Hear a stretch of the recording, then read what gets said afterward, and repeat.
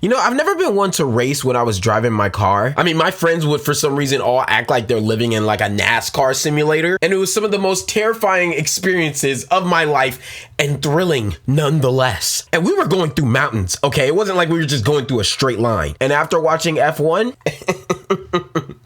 y'all better watch out because I'm at least going 200, baby.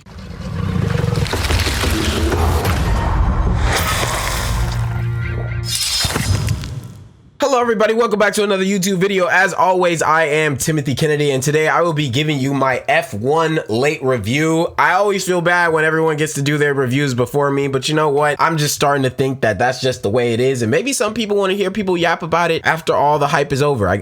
Well, I guess the hype's not over. It's only been like 3 days. So anyways, F1 follows our main character, Sonny Hayes, who is a promising driver until he had a major accident on the track. 30 years later, his friend and owner of a struggling F1 team convinces him to return to racing. He's joined by Damson Idris playing Joshua Pierce, who is a talented rookie trying to get himself his first major win. But Sonny learns throughout this film that doing everything alone won't get him the redemption that he's looking for. Guys, this movie was freaking amazing, and it was so intense I didn't even notice that it was 2.5 hours long. Let's talk about it. First off, I want to state how much I don't know nothing about cars. I don't race, I don't play video games, and I don't watch sports, so I don't know nothing. And yet with the storyline given and how they did an excellent job showcasing POV footage of racing and bringing me into this world, I damn near thought I was a race car driver myself. First off, the clothes and the color schemes that went on through this movie was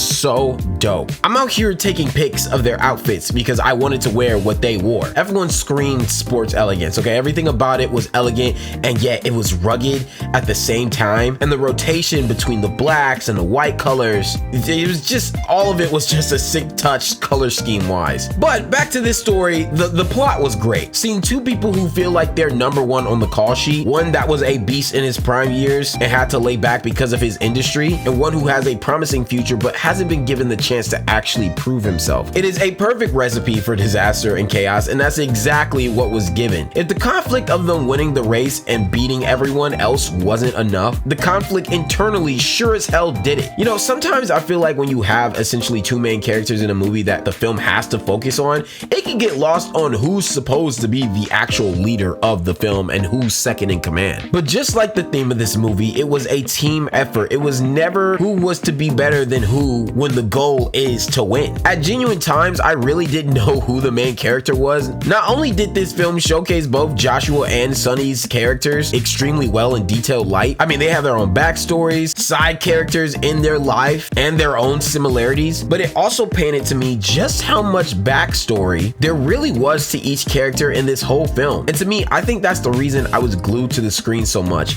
A lot of movies have a hard time making us, the audience, give a single care for a main character. And if we do, then we usually don't care as much about the rest of the cast because they play second fiddle. But in this, because of how detailed and well executed each character was, it made me care about them. In fact, it made me care about all of them. I genuinely found myself just as excited as I was when I was watching the first Avengers movie because I literally wanted each of these characters to win. And for a moment, I thought it actually could be taken away at the end. I really thought, oh man, are they cooked? By the way, whoever came up with the camera placement idea for the car, absolute genius. I know the person who made Top Gun Maverick was on this, and as you guys already know, Top Gun Maverick is just a full W of a movie, so it makes total sense why this just was pleasing to the eye. Because literally when they were racing, we felt like we were in the car the whole time. Overall, I thought this movie was great, and I'm not the only one that agrees to this. They had a gigantic box opening. I think they had the biggest box opening of 2025 so far, and low-key people have been yapping that this could maybe be the underdog that nobody was putting on the list when it came to the battle of what the summer blockbuster was. I mean, the main movies that are in our head was Jurassic, Superman, and Fantastic. This was not one of them. If this somehow even is able to get number 2 for this whole box office, I am going to be absolutely shocked. but it would be well deserved. Plus, this is Apple TV's biggest opening theatrically, so I think they're happy nonetheless. I mean, grossing $144 million globally opening weekend, pretty good reason to smile. But anyways, that's all from me. Please comment down below, what are your thoughts on this film? What did you get out of it? What do you think I possibly could have missed? Did you like it? Did you dislike it? Let me know down below. But as always, I am T Kennedy, and I will see you guys at the concession stands.